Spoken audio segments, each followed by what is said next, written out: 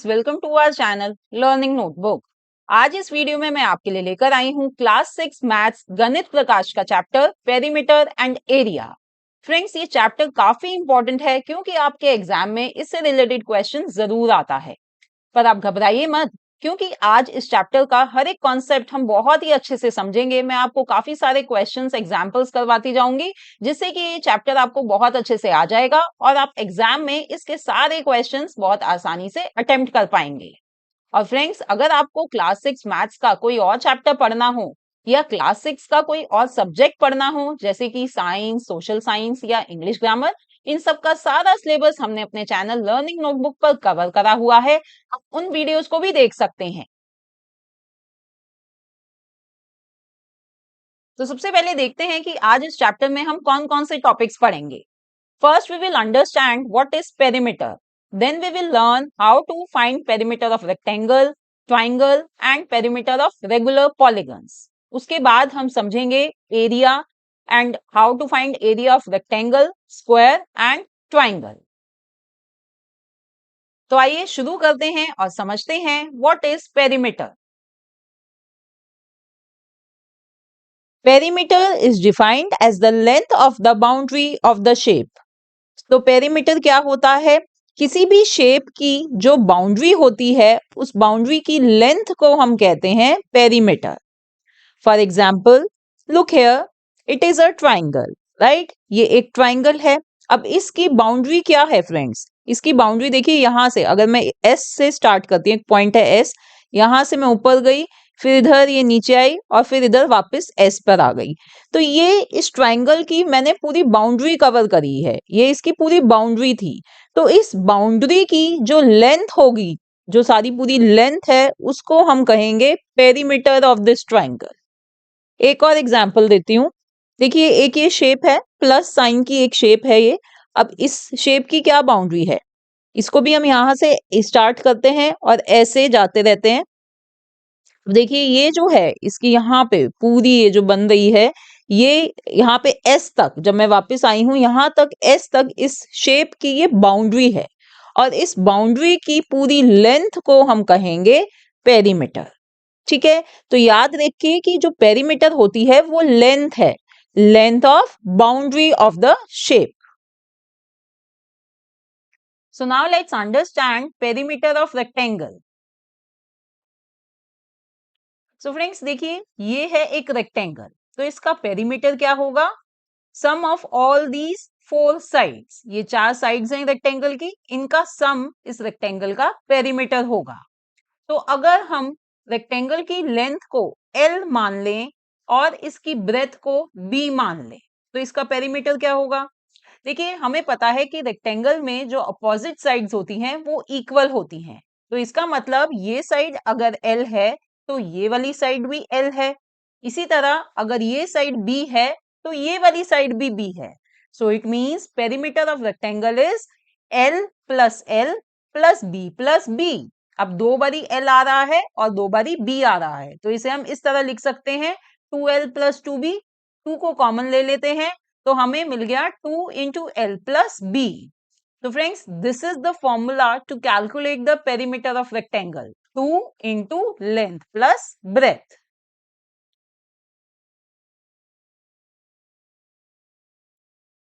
Now let's see how to solve some questions using this formula. Question is, an athlete takes 10 rounds of a rectangular park, 50 meter long and 25 meter wide. Find the total distance covered by him. तो question ये कह रहा है friends कि एक athlete है और वो एक रेक्टेंगुलर पार्क के 10 राउंड्स काटता है। तो हमें बताना है कि टोटल डिस्टेंस उसने कितना कवर किया जब उसने उस पार्क के 10 राउंड्स काटे हैं। तो सबसे पहले हम एक रेक्टेंगुलर शेप का एक पार्क ड्रॉ कर लेते हैं, ये है। अब हमें इसकी लेंथ गिवन है और ब्रेथ गिवन है। लेंथ है 50 मीटर्स और ब्रेथ है 25 मीटर्स। अब देखिए फ्रेंड्स, इस क्वेश्चन का यही मतलब है ना कि ये रेक्टेंगुलर पार्क है, तो इसकी राउंड काटने का मतलब कि इसकी बाउंड्री के उसने राउंड्स काटे हैं, कितने? 10। तो अगर हम इस रेक्टेंगुलर पार्क का पेरीमीटर फाइंड कर लें और उस पेरीमीटर को हम 10 से मल्टीप्लाई कर दें, तो हमारे पास एथलीट का टोटल डिस्टेंस कवर्ड आ जाएगा। तो सबसे पहले आइए हम रेक्टेंगल का पेरीमीटर फाइंड कर लेते हैं। तो वो क्या होगा, अभी मैंने आपको फॉर्मूला बताया, क्या, 2 इंटू लेंथ प्लस ब्रेथ। अब लेंथ क्या गिवन है हमें, 50 मीटर्स, और ब्रेथ क्या गिवन है, 25 मीटर्स। तो हमने ये दोनों चीजें इस फॉर्मूले में लिख दी। अब सबसे पहले फ्रेंड्स हम 50 प्लस 25 करेंगे जो होता है 75। बस अब हमें इसको 2 से मल्टीप्लाई कर देना है और हमारे पास आ जाएगा perimeter of rectangle which is 150 meters. तो अब ये जो है ये एक राउंड का डिस्टेंस आया है। एथलीट ने जब एक राउंड लिया तो उसने 150 मीटर्स कवर किया, और जब एथलीट 10 राउंड्स लेगा तो वो कितना डिस्टेंस कवर करेगा। इसके लिए हम 150 को 10 से मल्टीप्लाई कर देंगे और हमारे पास आंसर आ जाता है 1500 मीटर्स। ठीक है फ्रेंड्स, तो अगर इधर 10 राउंड्स की जगह आपको 15 राउंड्स गिवन होते तो आप 150 को 15 से मल्टीप्लाई कर देते। ठीक है, let's see next question. Find the cost of fencing a rectangular park of length 250 meters and breadth 175 meters at the rate of rupees 12 per meter. तो फ्रेंड्स देखिए यहाँ पे हमें एक रेक्टेंगुलर पार्क गिवन है, तो एक रेक्टेंगुलर पार्क बना लेते हैं। उसकी लेंथ गिवन है 250 मीटर्स और ब्रेथ है 175 मीटर्स। अब हमें कहा जा रहा है कि हमें फाइंड करना है इस पार्क की फेंसिंग की कॉस्ट। फेंसिंग का मतलब है कि हमें इस पार्क की बाउंड्री बनानी है। तो ये जो बाउंड्री है पार्क की ये बनानी है और उसकी कॉस्ट फाइंड करनी है। तो उसकी क्या कॉस्ट होगी, तो इसके लिए हमें एक तो ये रेट गिवन है कि पर मीटर हमें फेंसिंग की कॉस्ट पड़ती है 12 रुपए। तो फ्रेंड्स सबसे पहले तो हमें फेंसिंग कितने मीटर तक की फेंसिंग करनी है ये फाइंड करना पड़ेगा। तो इसके लिए हमें क्या फाइंड करना पड़ेगा, पेरीमीटर। इस पार्क का, रेक्टेंगुलर पार्क का हमें पेरीमीटर फाइंड करना पड़ेगा। फिर जब हमारे पास मीटर्स आ जाएंगे तो जब हम फाइंड कर सकते हैं कि उसकी कॉस्ट क्या होगी। So let's first find perimeter of this rectangle. तो रेक्टेंगल का पेरीमीटर फाइंड करने के लिए हम वही फॉर्मूला यूज कर लेते हैं अपना, जो है 2 into length plus breadth.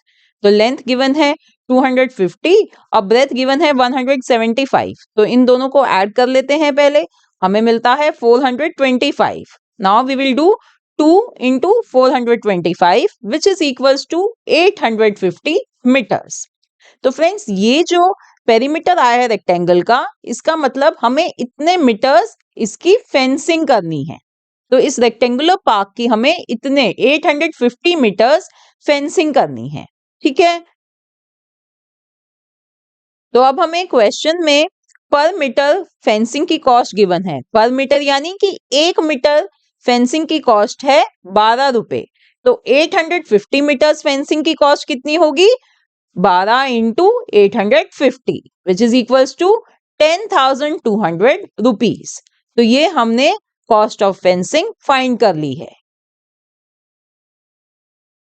Now let's understand perimeter of triangle.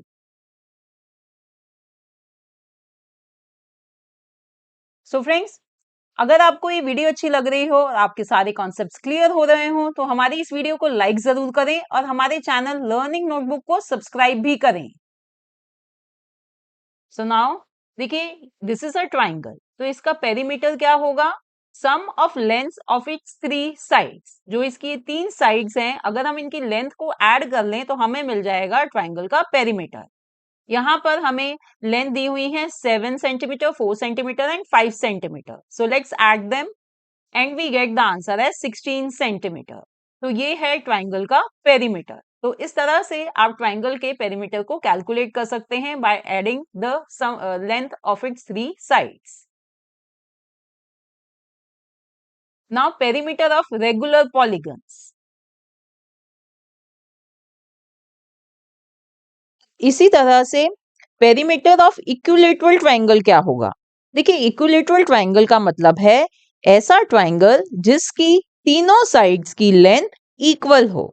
तो अगर इस ट्राइंगल की एक लेंथ है a, तो बाकी जो दोनों साइड्स हैं उनकी लेंथ भी क्या होगी, a और a।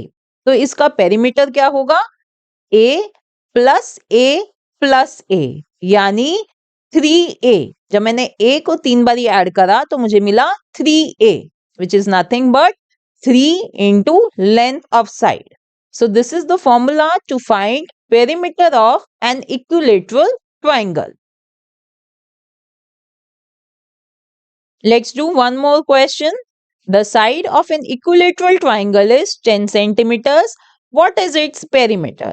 अब यहाँ पे हमें इक्विलेटरल ट्राइंगल की साइड गिवन है और हमें इसका पेरीमीटर फाइंड करना है।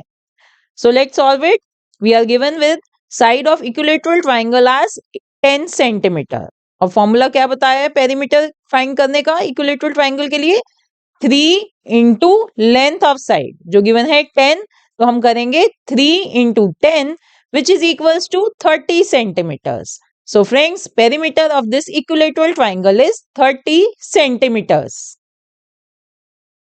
Now next is perimeter of square.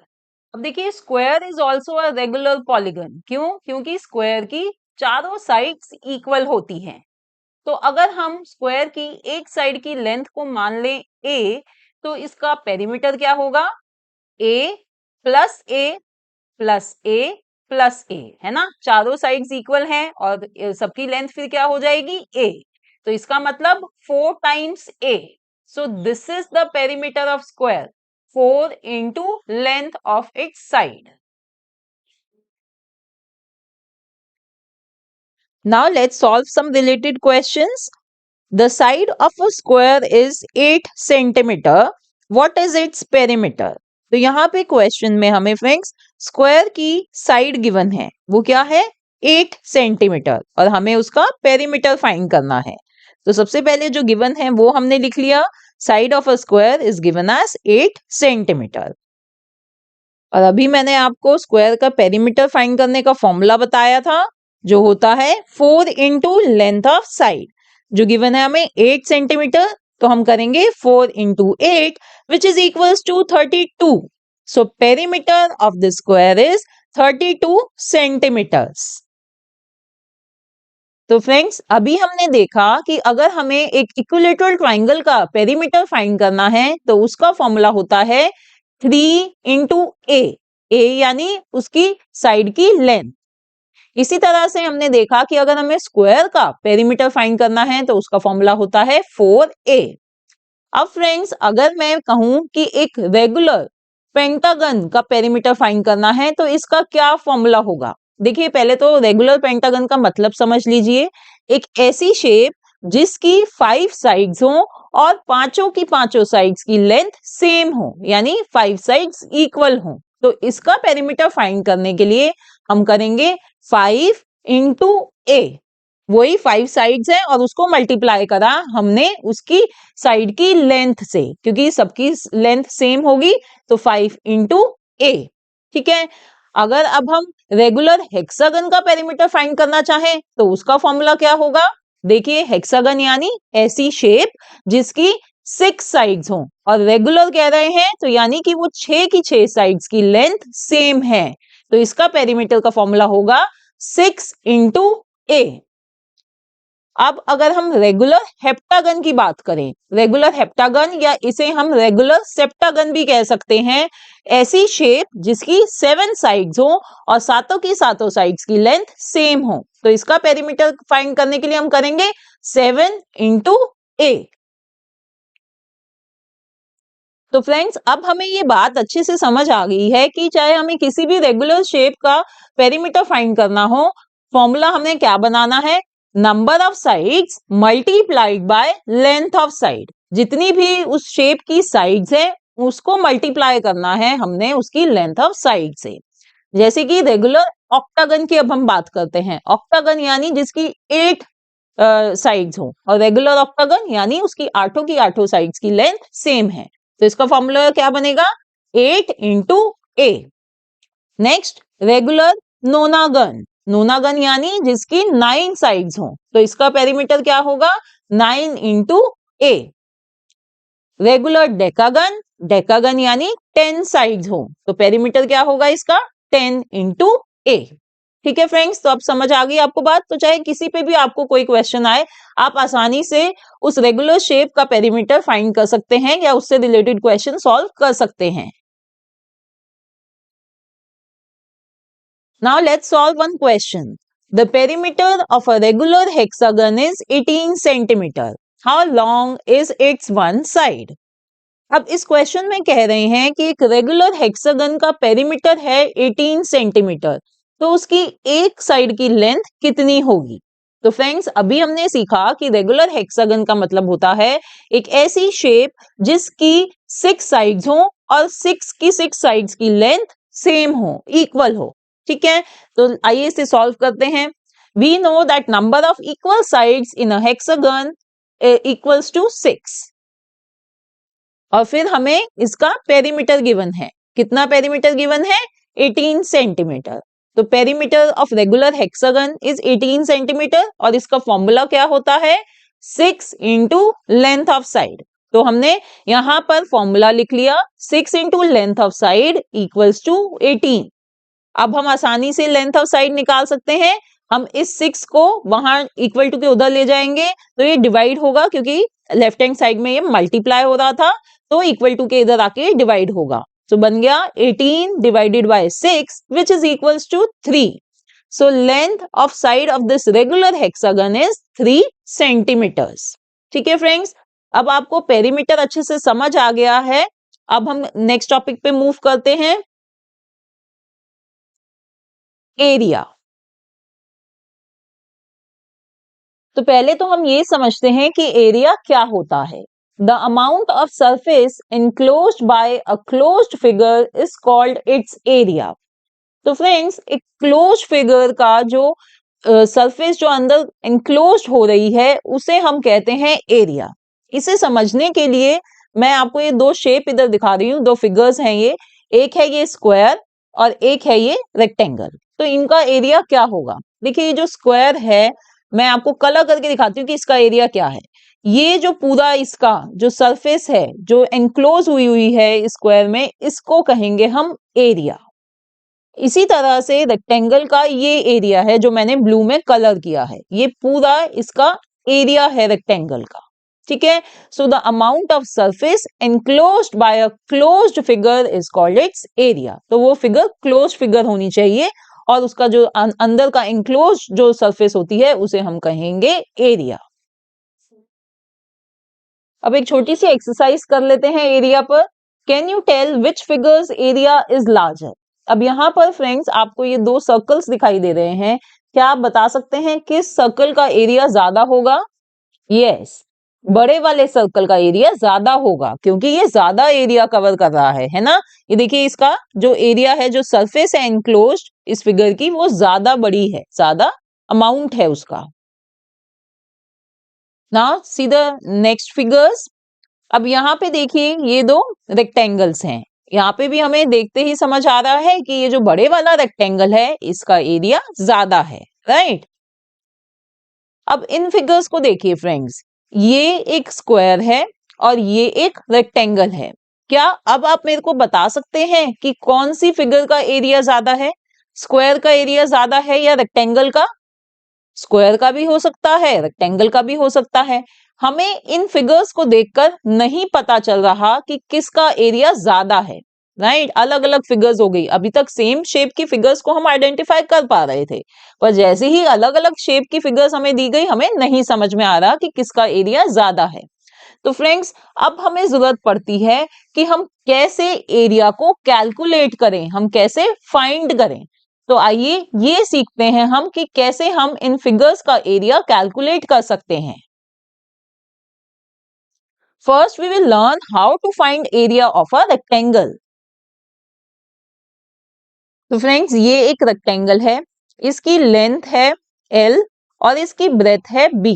तो अगर हमें एरिया ऑफ रेक्टेंगल फाइंड करना है तो उसके लिए हम कर सकते हैं लेंथ इंटू ब्रेथ। तो ये फॉर्मूला है रेक्टेंगल का एरिया फाइंड करने का, लेंथ इंटू ब्रेथ। तो अगर हमें रेक्टेंगल की लेंथ और ब्रेथ अवेलेबल है तो हम आसानी से उसका एरिया फाइंड कर सकते हैं।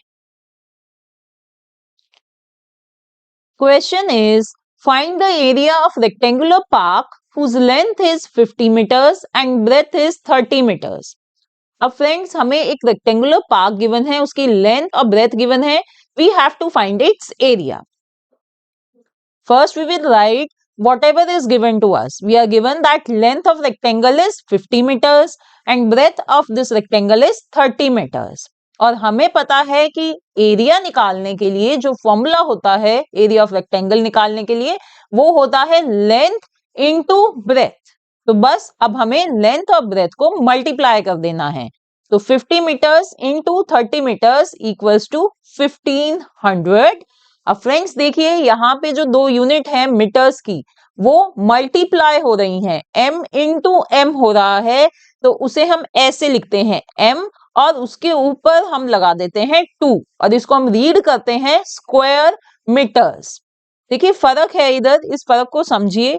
पेरीमीटर जब हम फाइंड कर रहे थे तो हम यूनिट्स को ऐड करते हैं तो उसमें वो यूनिट एज इट इज रहती है. मीटर प्लस मीटर जब हमने करा तो वो m ही रहा. पर यहाँ पर एरिया फाइंड करते हुए ये यूनिट्स मल्टीप्लाई हो रही हैं तो वो बन जाती हैं स्क्वायर मीटर. अगर सेंटीमीटर होता तो वो हो जाता स्क्वायर सेंटीमीटर. ठीक है, तो ऐसे लिखते हैं और ऐसे हम इनको रीड करते हैं. तो यहाँ पे इस एरिया इस रेक्टेंगल का एरिया है 1500 square meters. Now let's see how to find area of a square. तो फ्रेंड्स देखिए ये एक स्क्वायर है. हमें पता है कि स्क्वायर की चारों साइड्स इक्वल होती हैं तो हम एक साइड को मान लेते हैं साइड. राइट, अब इसका एरिया फाइंड करने के लिए फॉर्मूला क्या होता है साइड इनटू साइड. तो स्क्वायर की एक साइड जो गिवन है उसको उससे ही मल्टीप्लाई करना है साइड इनटू साइड. तो आपको मिल जाएगा स्क्वायर का एरिया. देखिए फ्रेंड्स आपको ये स्क्वायर का फॉर्मूला चाहे याद करने की जरूरत भी नहीं है. अभी हमने एरिया ऑफ रेक्टेंगल सीखा था जिसमें हमने लेंथ इनटू ब्रेथ किया था.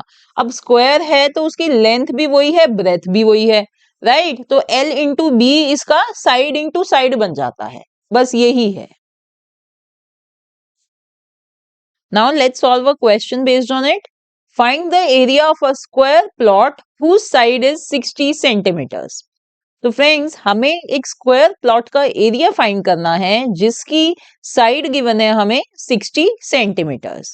तो पहले हम लिख लेते हैं side of the square is 60 centimeters and we know to find area of a square we have to do side multiplied by side. तो हम करेंगे 60 into 60 which is equals to 3600. अब फ्रेंड्स देखिए इधर जो यूनिट गिवन है हमें side की वो है सेंटीमीटर्स. तो जब हम एरिया फाइंड कर रहे हैं तो वो यूनिट बन जाएगी स्क्वायर सेंटीमीटर्स. ठीक है, तो area of the square plot is 3600 square centimeters. Now let's do next question. What is the cost of tiling a rectangular plot of land 500 meters long and 200 meters wide at the rate of rupees 8 per 100 square meters. तो देखिए पहले इस question को हम समझ लेते हैं. हमें कहा जा रहा है कि एक रेक्टेंगुलर प्लॉट है जिसकी लेंथ और ब्रेथ हमें गिवन है. अब इस रेक्टेंगुलर प्लॉट पर टाइलिंग करनी है. टाइलिंग यानी कि उसमें टाइल्स बिछानी है. तो फ्रेंड्स सबसे पहले तो आप ये समझिए कि ये एरिया का क्वेश्चन है. जब हम टाइल बिछाने की बात करते हैं तो हमने उसके फ्लोर पर उसका पूरा एरिया कवर करना है. ये पेरीमीटर नहीं है, ये एरिया है. जैसे कि जब अभी मैंने आपको एरिया समझाते हुए मैंने आपको शेप कलर करके दिखाई थी तो वो कलर्ड जो एरिया है ऐसे पूरे एरिया पर टाइल बिछानी है. तो बहुत से स्टूडेंट्स इसमें कंफ्यूज हो जाते हैं कि भाई ये किसका क्वेश्चन है, ये पेरीमीटर यूज करना है हमें उसका फॉर्मूला यूज करना है या एरिया का. तो समझ लीजिए कि ऐसे क्वेश्चंस में आपने एरिया का फॉर्मूला यूज करना है. और दूसरा जो हिंट आपको मिलता है वो यहां से मिलता है. देखिए यहाँ पे हमें रेट गिवन है कि जो रुपीज 8 पर 100 स्क्वायर मीटर्स टाइलिंग का पर 100 स्क्वायर मीटर्स का रेट गिवन है. स्क्वायर मीटर्स मैंने आपको बताया था कि स्क्वायर मीटर्स हम एरिया के लिए यूज करते हैं. तो ये भी एक हिंट होता है कि हमें यहाँ पर एरिया फाइंड करना है. तो आइए सबसे पहले हम इस रेक्टेंगुलर प्लॉट का एरिया फाइंड करते हैं। तो हमें पता है कि area of rectangular plot is length into breath. Length हमें क्या गिवन है 500 मीटर्स और ब्रेथ गिवन है 200 मीटर्स। तो हम इन्हें मल्टीप्लाई कर देते हैं। तो हमें मिला, देखिए 4 जीरो है यहाँ पे, दो इसकी, तो पहले 4 जीरो लिख लेंगे, फिर 5 इंटू 2 इज 10, तो उससे पहले हमने 10 लिख दिया। तो ये एरिया आ गया हमारा 1 लाख स्क्वायर मीटर्स। अब फ्रेंड्स हमने एरिया फाइंड कर लिया है, अब हमें फाइंड करनी है इसकी टाइलिंग की कॉस्ट। तो टाइलिंग की कॉस्ट के लिए हमें गिवन है कि भाई पर 100 स्क्वायर मीटर्स की जो कॉस्ट है वो है 8 रुपए। अब हमें बताना है कि फिर 1 लाख स्क्वायर मीटर की कॉस्ट कितनी होगी। तो इसके लिए हम क्या करेंगे, इसके लिए हम यूनिटरी मेथड यूज करेंगे। हम करेंगे 8/100 इंटू 1 लाख।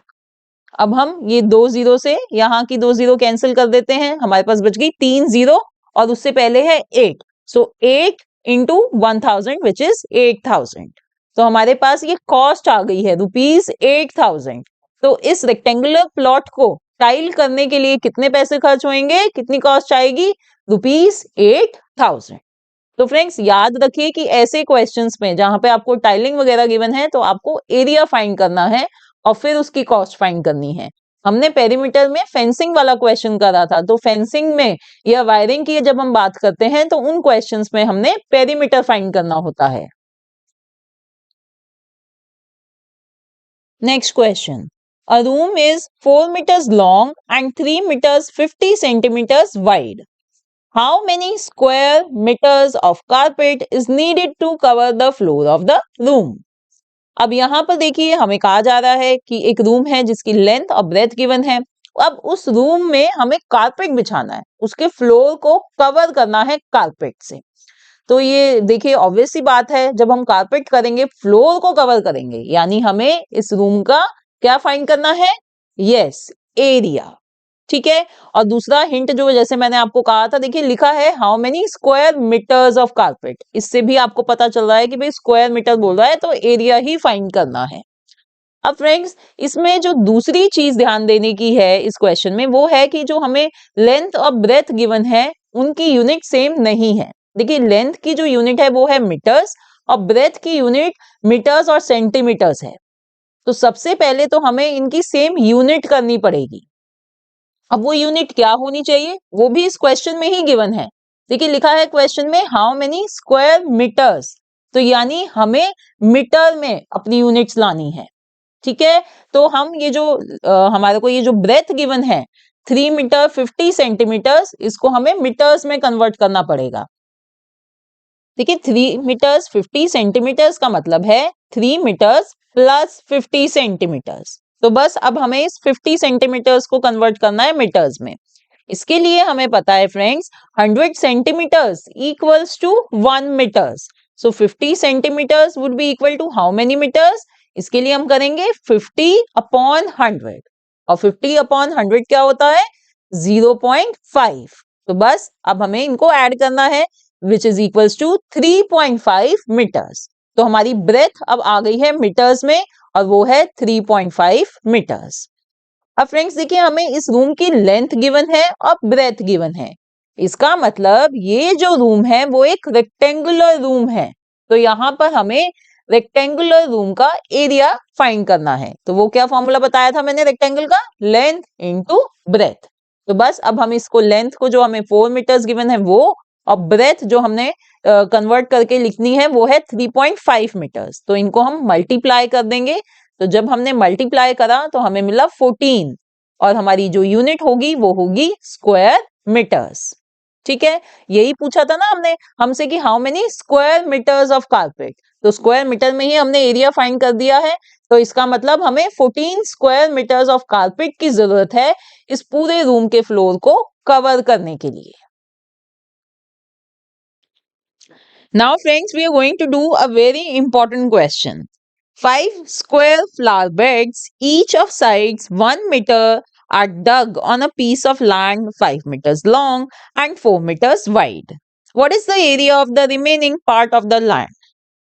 तो इस क्वेश्चन को समझने के लिए हम एक फिगर बना लेते हैं, जब भी हमें ये क्वेश्चन समझ आएगा। देखिए, हमें एक कहा गया है कि एक पीस ऑफ लैंड है जिसकी लेंथ है 5 मीटर्स और उसकी ब्रेथ है 4 मीटर्स। अब इस लैंड में से 5 स्क्वायर फ्लावर बेड्स को डग करा जा रहा है। फ्लावर बेड्स यानी कि ऐसा पोर्शन, स्क्वायर पोर्शन बनाया जा रहा है जहां पे वो फ्लावर्स ग्रो करेंगे उसके बाद। तो ऐसे ऐसे 5 स्क्वायर फ्लावर बेड्स हैं। तो ये देखिए, ये 5 स्क्वायर फ्लावर बेड्स हमने यहाँ ड्रॉ कर लिए हैं। अब ये स्क्वायर फ्लावर बेड्स हैं और इनकी सब एक ही साइज के हैं, तो हमें इनकी साइड गिवन है 1 मीटर्स। अब हमें फ्रेंड्स बताना है कि ये जो रिमेनिंग पोर्शन है, ये जो ग्रीन रिमेनिंग पोर्शन है, इसका एरिया क्या है। तो हमें रेक्टेंगुलर प्लॉट की लेंथ और ब्रेथ गिवन है और उसमें से 5 स्क्वायर फ्लावर बेड्स डग करने हैं और बताना है कि जो रिमेनिंग पार्ट है लैंड का, उसका एरिया क्या है। देखिए, इस क्वेश्चन को हम कैसे सॉल्व करेंगे friends, it's a very important question, तो इसे ध्यान से समझ लीजिए। अगर हम इस पूरे रेक्टेंगुलर प्लॉट का पहले हम एरिया फाइंड कर लें और उस एरिया में से हम इन 5 स्क्वायर फ्लावर बेड्स का एरिया सब्ट्रैक्ट कर दें, तो हमारे पास इस ग्रीन पोर्शन का एरिया आ जाएगा, है ना, आ जाएगा ना। तो आइए अब इसे सॉल्व करते हैं। First of all we are going to find area of this rectangular land which is length into breadth. तो लेंथ हमें गिवन है 5 और ब्रेथ है 4, तो एरिया इस लैंड का आ जाता है 20 स्क्वायर मीटर्स। अब हमें एरिया फाइंड करना है इन 5 स्क्वायर फ्लावर बेड्स का। अब देखिए, जो ये स्क्वायर फ्लावर बेड्स हैं, इन सबकी साइड सेम है, 1 मीटर है। तो अगर हम एक फ्लावर बेड का एरिया फाइंड कर लेंगे तो हम उसको फिर 5 से मल्टीप्लाई करके हमारे पास 5 फ्लावर बेड्स का एरिया आ जाएगा। तो सबसे पहले हम सिर्फ एक स्क्वायर फ्लावर बेड का एरिया फाइंड करते हैं। हमें एरिया का फॉर्मूला पता है, साइड इंटू साइड, और साइड हमें गिवन है 1 metres. So we will do 1 into 1 which is equals to 1 square meter. तो हमारे पास एक का फॉर्मूला, एक का एरिया आ गया है। तो 5 स्क्वायर फ्लावर बेड्स का एरिया फाइंड करने के लिए हम 5 से इस एरिया को मल्टीप्लाई कर देंगे, तो हमें मिल जाएगा 5 into 1 which is equals to 5. So area of 5 square flower beds is 5 square meters. बस अब हमें क्या करना है, हमें रेक्टेंगुलर लैंड के एरिया से ये वाला एरिया जो हमने फ्लावर बेड्स का एरिया फाइंड करा है उसे सब्ट्रैक्ट करना है।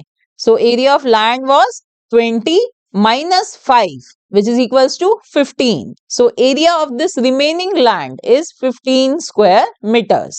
तो फ्रेंड्स, ऐसे क्वेश्चंस आपके एग्जाम में आते हैं, तो इस क्वेश्चन को अच्छे से समझ लीजिए। अगर नहीं समझ में आया तो इसे दोबारा देखिए, क्योंकि ये क्वेश्चन बहुत इंपॉर्टेंट है एग्जाम पॉइंट ऑफ व्यू से। Now let's C area of a triangle. तो फ्रेंड्स, ट्राइंगल के एरिया को कैलकुलेट करने का फॉर्मूला तो आपको नेक्स्ट क्लास में पढ़ाया जाएगा। अभी फिलहाल इस क्लास में आपने ये सीखना है कि ट्राइंगल का एरिया होता क्या है। तो देखिए, इसके लिए हम कंसीडर कर लेते हैं एक रेक्टेंगल। अगर इसे हम डायगोनली इस तरह कट करें तो हमें मिल जाते हैं दो ट्राइंगल्स, एक ये और एक ये। तो इसका मतलब फ्रेंड्स, जो एक रेक्टेंगल है उसका एरिया बराबर हुआ दो ट्राइंगल्स के एरिया के, है ना। So it means area of triangle equals to half of area of rectangle. अब इसको यूज करके आप कुछ क्वेश्चन सॉल्व कर सकते हैं जिनमें एरिया ऑफ रेक्टेंगल गिवन हो। Let's do an example. Find the area of the figure below by dividing them into rectangles and triangles. So friends, इधर देखिए, ये फिगर है, हमें इसका एरिया फाइंड करना है। अब देखिए, यहाँ पर जो ये स्क्वायर्स गिवन है, यहाँ पर एक स्क्वायर का एरिया होता है 1 स्क्वायर यूनिट। तो इस फिगर के एरिया को कैलकुलेट करने के लिए सबसे पहले तो हम इसे डिवाइड कर लेंगे रेक्टेंगल्स और ट्राइंगल्स में। तो इसके लिए अगर हम इस फिगर में इस तरह इधर एक लाइन ड्रॉ कर लें और नीचे भी एक लाइन ड्रॉ कर लें, तो देखिए हमें मिला ऊपर एक ट्राइंगल, फिर यहां मिल गया एक रेक्टेंगल और नीचे भी मिल गया एक ट्राइंगल। तो अगर अब हम इन ट्राइंगल्स और एरिया और रेक्टेंगल का एरिया फाइंड कर लें तो हमें मिल जाएगा इस फिगर का एरिया, राइट। तो आइए सबसे पहले ट्राइंगल का एरिया फाइंड करते हैं। देखिए फ्रेंड्स, अभी मैंने आपको बताया था कि ट्राइंगल का एरिया होता है half of area of rectangle. तो यहाँ पर रेक्टेंगल कौन सा है, ये देखिए, ये बन रहा एक रेक्टेंगल और इसका एरिया कितना होगा, 1 2 3 4, 4 स्क्वायर यूनिट्स, 4 स्क्वायर आ रहे हैं। तो ट्राइंगल का एरिया कितना होगा, हाफ, यानी 2 स्क्वायर यूनिट्स। तो यहाँ हम लिख लेते हैं 2 स्क्वायर यूनिट्स। अब देखते हैं इस रेक्टेंगल के एरिया को।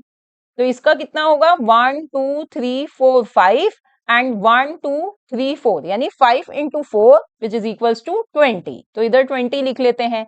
और अब ये वाला जो ट्राइंगल है इसका भी एरिया कितना होगा, 2 स्क्वायर यूनिट्स। तो देखिए अब इन तीनों को हम ऐड कर लेते हैं, हमें मिल जाएगा 24 स्क्वायर यूनिट्स। तो इस फिगर का एरिया है 24 स्क्वायर यूनिट्स।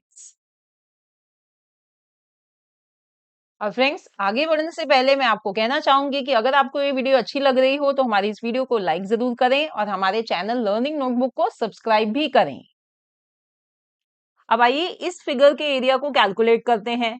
तो इसके लिए भी सबसे पहले हम इसे रेक्टेंगल और ट्राइंगल्स में डिवाइड कर लेते हैं, जो मैंने यहाँ इस तरह कर लिया।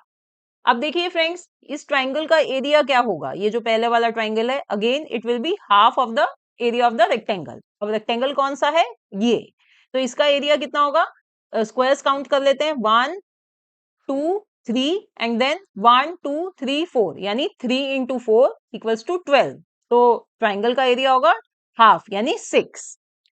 अब ये वाले रेक्टेंगल का एरिया कितना होगा, let's count the squares, 1 2 3 4 5 and then 1 2 3 4, यानी 5 × 4 20। तो इधर हम 20 लिख लेते हैं, 20 स्क्वायर यूनिट्स।